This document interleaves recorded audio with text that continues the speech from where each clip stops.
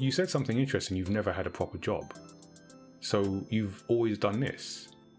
Well, there was half a day. I spoilt my record. I spoilt my record with half a day putting frozen meat through a circular saw, but I quit at lunchtime, and I hope that doesn't count against my record of being a freelancer for life. I'm intrigued by that. Well, it's not that intriguing. I mean, it was a temp job. I was, 16? Well, no, the other stuff, the not doing the quote unquote proper job. Yeah, it would be so funny if this interview now became all about that half day. Yeah, take us hour by hour. Yeah. Tell me more about this circular meat. What can you remember of the saw? So yeah. No, I've always been, doing this thing of trying to survive by taking whatever writing jobs were to hand. And I was going to be an astrophysicist. I went to UCL and did a few weeks of astrophysics before realizing I couldn't do it. Okay, you decide things quick, like a few weeks, lunchtime, and I like that decisiveness. It's more panic. Oh yeah. Panic happens swiftly. Yeah, I like that quote actually. and so I've run frantically from job to job. Just I always think I have a sort of sidelong career.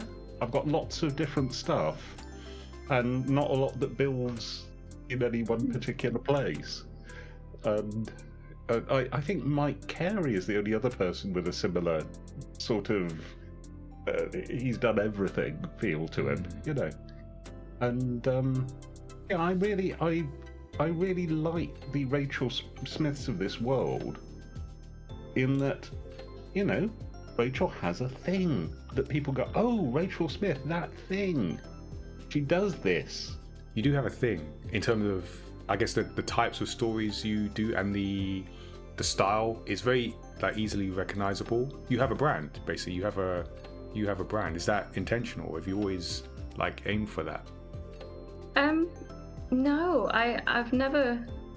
I mean, obviously, my autobiographical stuff is it's always about me, and it's always very honest, to a fault, my mum would say. But even when I make up stories like Isabella and Blodwyn, that I mentioned earlier, or The Rabbit, or Artificial Flowers, they are still very character-driven. They're very, I hope that people can see themselves in the characters.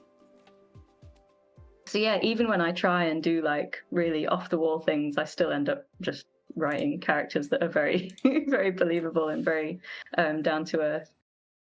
So yeah, I guess I don't know. I just want my stories, whether they're real or made up, I just want them to make people feel less alone in the world, and I hope they do. Yeah. I mean, that's it. If your thing is audience identification and emotional resonance, that's not a narrow bandwidth. That's all life is here. Yeah. I'm curious to know sort of what kind of work you've done before and how you met with Rachael as we talk about this specific project. Well, I've been trying to remember that. I can't remember a point pre-Rachael, which is suspicious, frankly. It must be awful to not have Rachael in your book. Yeah. Scrub that from memory. I think it was a convention called True Believers in Cheltenham. But I couldn't tell you which year, because I've done that one a few times. Maybe 2017, that sort of era. But yeah. Right. Pre-pandemic. The before times. Yeah. That's probably why you can't remember. Yeah, probably. So I'm assuming Rachael art, Paul writing, and then you're going back and forth. In terms of developing the story, how do you work together? Are you in the same physical space for this? Are you emailing scripts and pages back and forth? And in terms of the story coming and taking shape, how does that work between you?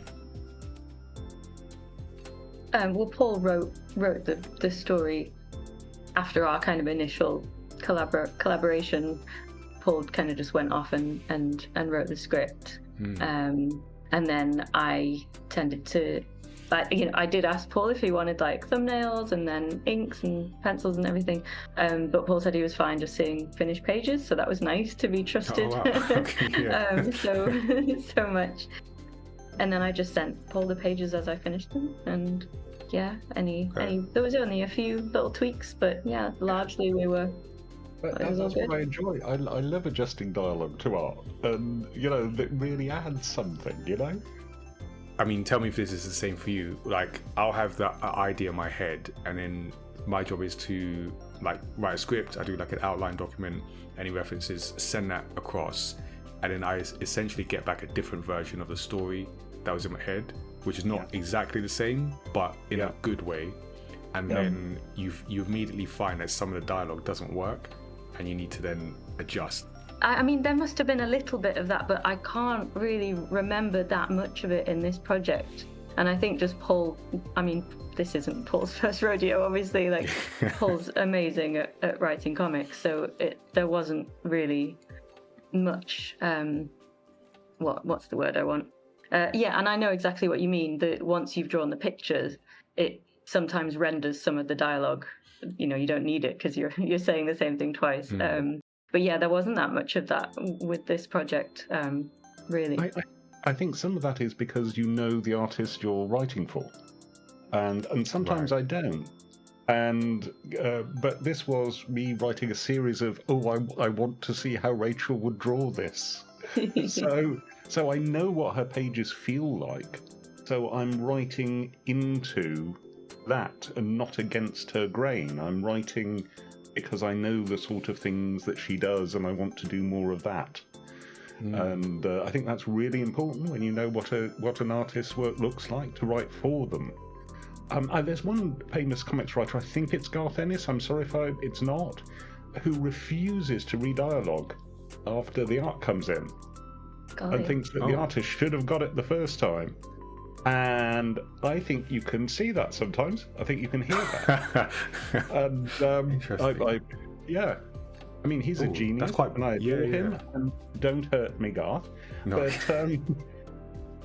But no, I think it's really important to adjust for art. And I don't think we did it much this time, but that's because I was already thinking about Rachel's way of doing stuff. Style and that's interesting. Go ahead.